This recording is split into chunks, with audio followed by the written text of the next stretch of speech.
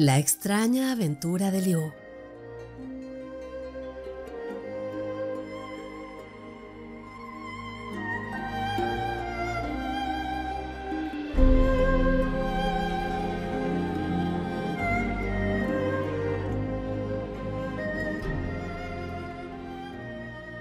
En el gran lago Tunting habitan, como se sabe, los genios de las aguas.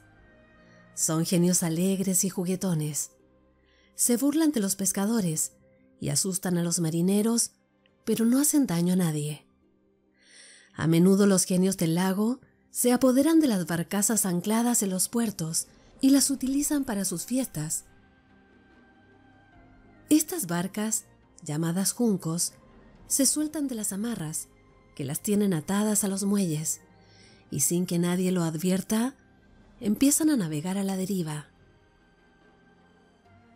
Los marineros aconsejan entonces a los viajeros que se escondan en el fondo de la embarcación y que cierren los ojos.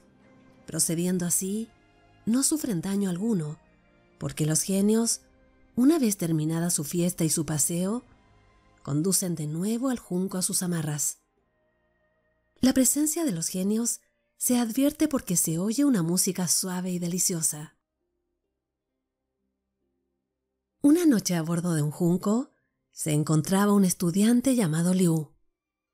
Volvía de la ciudad vecina, muy triste y preocupado, porque había sido aplazado en los exámenes.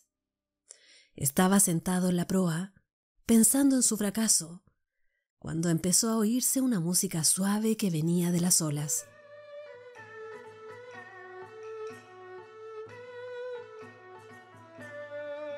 Todos corrieron a esconderse y se taparon los ojos con las manos. Liu no se movió. Inútiles fueron los consejos de los marineros de que se escondiese y se tapase los ojos. El joven estaba tan amargado que no le importaban los peligros. Estaba dispuesto a desafiar no solo a los genios del agua, sino a todos los genios del mundo. Se escondió detrás de un rollo de cables y se dispuso a mirar el espectáculo de la fiesta de los genios, de la cual tanto había oído hablar.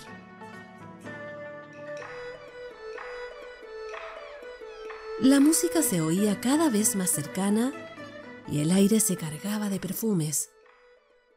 Sobre la cubierta del junco se delinearon las figuras de un conjunto de doncellas que danzaban y cantaban. En torno de las bailarinas se veía un cortejo de funcionarios vestidos de gala. Llevaban vistosos trajes de terciopelo y sombreros con grandes plumas. Estaban calzados con altas botas que relucían como espejos, y de sus cinturones colgaban espadas con vainas adornadas con piedras preciosas. Había también damas. Eran todas jóvenes y hermosas. Los vestidos de seda de larga cola y los mantos de armiño sobre la espalda daban a todas ellas aires de princesas o de castellanas de alto linaje. Guerreros, pajes y servidores completaban el grupo de espectadores del baile que se desarrollaba sobre la cubierta del junco.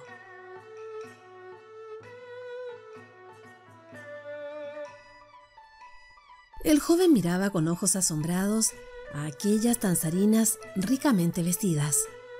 Una de ellas, que llevaba un traje de color del ave del paraíso y escarpines rojos, pasó tan cerca de Liu que éste no pudo contenerse. Alargó la mano y tomó por un brazo a la joven. Dime cómo te llamas. ¿De dónde eres? Sin responder, la joven trató de soltarse y en el forcejeo se desgarró el vestido. Un trozo de la manga de seda quedó en la mano de Liu, que solo en ese momento pudo apreciar la gravedad de la imprudencia cometida. Cesó el baile y todos se quedaron mudos. Se produjo un silencio de muerte. Nadie se movía. El joven no sabía qué hacer. Tenía conciencia de que había cometido una grave falta, primero por haber permanecido sobre la cubierta en lugar de refugiarse en el fondo de la nave, como le habían aconsejado los marineros, y en segundo lugar, por haberse atrevido a tocar a una de las danzarinas. ¿Qué iba a suceder ahora? ¿Cuál sería su castigo? ¿Lo arrojarían al mar? ¿Y si eso llegaba a ocurrir, se atreverían los marineros a socorrerlo? No hay duda. La mala suerte me persigue hoy, dijo el joven con evidente pesadumbre. En ese instante aparecieron 20 guardias. El jefe ordenó: «Llevadlo ante el rey». Con las manos atadas, el joven fue conducido al pie de un trono, desde el cual un imponente personaje le gritó: «¿Has osado tocar el vestido de una de mis bailarinas? ¿Sabes la pena que te espera? Prepárate a morir. Serás decapitado por atrevido». Liu no se turbó en lo más mínimo. Con calma respondió: «Si no me equivoco, señor, eres el rey del lago Tuntín. He oído hablar de ti. Sé que eres un genio amable y generoso. Pero si has decidido ser cruel conmigo, acepto mi destino. Está visto que hoy es el día más desgraciado de mi vida. Quizás sea mejor que acabe mi triste existencia». Y lleno de curiosidad, el buen genio del lago le preguntó: «¿Es posible que a tu edad sufras tanto?» Todos los poetas sufrimos, señor». «Ah, ¿con qué eres poeta? Bien, te someteré a una prueba. Si compones un poema cómico sobre las diversas maneras de peinarse, perdonaré tu falta». Y con un fino pincel mojado en tinta china, el joven se puso a escribir inspiradamente. En cuanto el rey empezó a leer, una sonrisa iluminó su rostro. A medida que leía, la sonrisa se acentuaba y una sonora carcajada cerró el final del poema. «Tienes razón», declaró el genio del lago. «Eres un fino poeta. Y en premio de tu ingenio, no solo perdono tu falta, sino que recibirás un regalo». 2 servidores pusieron a los pies de Liu 10 libras de oro puro y una escuadra de carpintero de cristal de roca. Antes de despedirse y desaparecer con toda su corte de funcionarios, guardias y danzarinas, el genio del lago dijo al joven: «Bien, en cualquier situación de peligro en medio del lago, esta escuadra te salvará». Cuando la música cesó, todos abrieron los ojos y subieron a cubierta. Estaban seguros de que los genios del lago se habían retirado. Sobre las aguas reinaba el más absoluto silencio, y la nave reanudó su viaje rumbo al norte.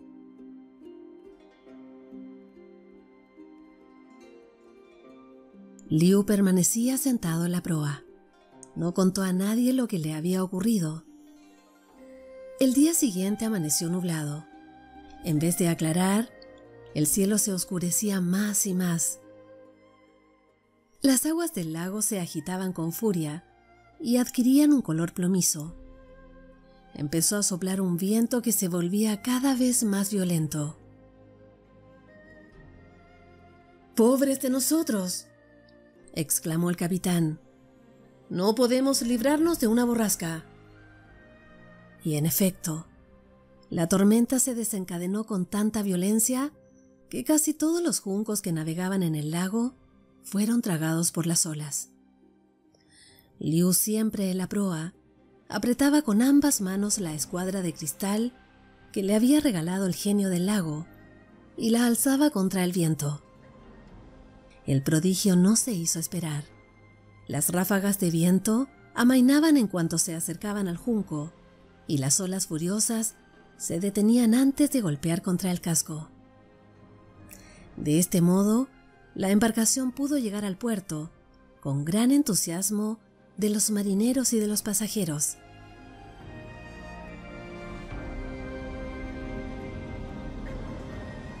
Liu desembarcó y narró a sus amigos la extraña aventura.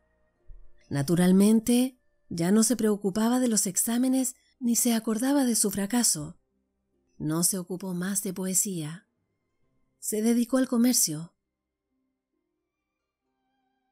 Un día, mientras se encontraba en Wuchang, oyó hablar del extraño caso de una vieja señora llamada Li.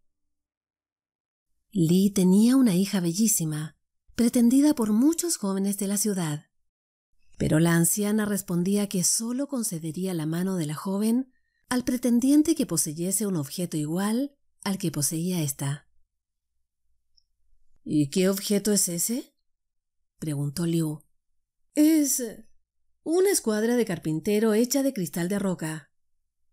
¿Y dónde está situado el palacio de esta dama?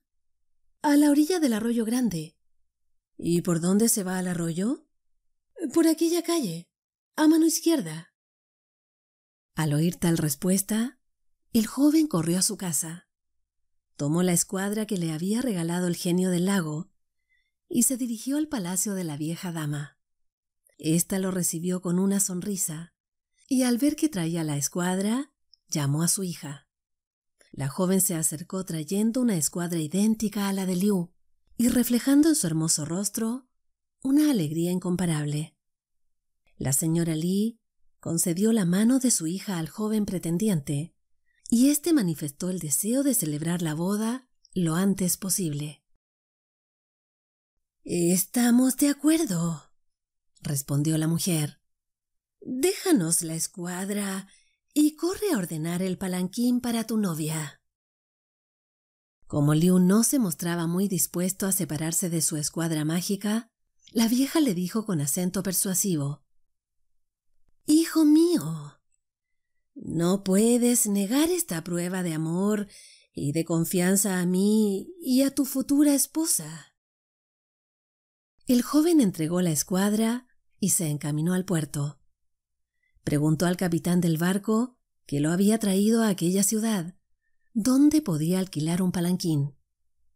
Al mismo tiempo, le pidió que dispusiese lo necesario a bordo para alojar a su esposa y partir inmediatamente. Pensaba regresar con ella a su ciudad ese mismo día. Contrató servidores y músicos, y una vez terminados los preparativos, el cortejo nupcial se dirigió a la casa de la novia. Cuando Liu llegó allá, recibió una amarga sorpresa. La casa estaba vacía. Tenía el aspecto de estar deshabitada desde hacía mucho tiempo. Los acompañantes comenzaron a reírse de Liu, y éste, avergonzado y despechado, despidió a todo el mundo y se dirigió al puerto. ¿Cómo justificarse ante el capitán? ¿Cómo explicar aquel fracaso? Pero apenas puso pie en la cubierta de la nave, oyó una voz dulce que le decía: «¿Por qué llegas tan tarde, Liu?». Y con profundo estupor, el joven vio una jovencita encantadora que le sonreía. Vestía un traje del color del ave del paraíso y llevaba escarpines rojos. Una de las mangas del vestido estaba desgarrada. Le faltaba un trozo de tela. Liu creía estar soñando. La joven, al notar su asombro, sonrió burlonamente. «¿Por qué me miras así? ¿Me reconoces? ¿Crees haberme visto alguna vez?». Cuando el joven estudiante pudo finalmente responder, exclamó jubiloso: «¿Eres la doncella que danzaba sobre el junco aquella noche?». «Sí, soy yo. La danzarina a quien desgarraste el vestido cuando intentaste atraparla. El personaje que viste aquella noche era precisamente el rey de los genios del lago. Quedó tan bien impresionado de tu ingenio de poeta que me designó para que sea tu esposa. Me dio una escuadra igual a la que te regaló a ti para que pudiese encontrarte y reconocerte. Hace un momento estuve con él. Le mostré las 2 escuadras y me aseguró que eres tú el predestinado. Me llamo Loto Naciente. Soy la predilecta de la reina. ¿Y la señora Lee? Es una vieja dama de compañía. El corazón de Liu latía con violencia. Vayamos a mi casa. Conocerás a mis padres. En cuanto lleguemos celebraremos nuestra boda. Pero falta resolver algo. Mi dote. Oh, yo sabía que no traerías más dote que una escuadra de cristal. Así me lo habían asegurado mis colegas y amigos. ¿A qué preocuparse de tu dote? La joven sonrió dulcemente. Sin embargo, querido Liu, yo debo cumplir las órdenes de mi rey y de mi reina. Te ruego un poco de paciencia. Y así diciendo, sacó un grueso pincho de su cabellera y lo arrojó al agua. Al instante, surgió una pequeña barca junto a la nave. La niña dio un salto y cayó en ella. Ante los ojos asombrados del joven, la barca se hundió de nuevo. Liu se sentó apesadumbrado sobre un rollo de cuerdas y siguió con la mirada en el punto en que había desaparecido la barca con su novia. El temor de que la joven podía haber desaparecido para siempre lo angustiaba. De pensamiento en pensamiento, fue repasando sus recientes aventuras. Durante sus años de estudiante, había pasado muchos días angustiado. No podía comprender los complicados libros de ciencia. Él era poeta. Le gustaba componer versos en que cantaba al cielo, a las nubes, a la luna, al mar y a los prados floridos en primavera. Ahora la poesía lo recompensaba con la aparición de la bella Loto Naciente, que el rey de los genios del lago le había destinado. ¿Pero cumpliría ella su promesa? ¿Volvería a surgir de las profundidades de las aguas? Pasaron unos pocos minutos que al muchacho le parecieron eternos, pues así era de intensa la impaciencia que devoraba el corazón del joven Liu. De repente, en el punto en que había desaparecido la pequeña barca, surgió de las aguas un imponente junco con las velas desplegadas. De su puente alzó el vuelo un ave del paraíso, que fue a posarse junto a Liu. Este no se había repuesto aún de la sorpresa, cuando el ave se transformó en la bella Loto Naciente, que lo miraba con expresión de cariño. Del junco encantado, manos invisibles empezaron a arrojar sobre la nave de Liu oro y piedras preciosas, en tal cantidad que el puente se vio totalmente cubierto en pocos momentos. «He aquí mi dote. Según lo han dispuesto el rey y la reina de los genios del lago, pues has de saber, joven Liu, que estos soberanos benévolos son desde mi más tierna infancia mis generosos benefactores». Liu no pudo pronunciar palabra. El estupor lo había enmudecido. Solo atinó a besar la mano del Loto Naciente, mientras el capitán del barco ordenaba desplegar las velas para la partida. El joven echó de menos la mágica escuadra de cristal de roca durante la travesía, el temor de una borrasca y el peligro que podía correr su amada lo tenían intranquilo, pero el lago permanecía sereno y la nave llegó a buen puerto. Ninguna nube empañó el cielo aquellos días, y así continuó, como un cielo limpio y despejado, la vida de aquella pareja de jóvenes durante muchos, muchísimos años.